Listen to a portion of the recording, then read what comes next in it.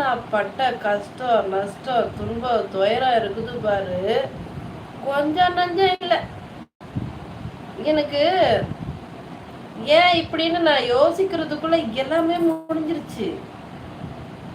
எனக்கு இப்பதான் புரியுது. நான் ஒரு விஷயம் புரிஞ்சுக்கிட்டேன். என்னன்னா, கடவுள்கிட்ட போய் நீங்களும் சரி, நான் ஒரே ஒரு அட்வைஸ் மட்டும் பண்றேன், நீங்களும் சரி, என்னோட அனுபவத்துல சொல்றேன்.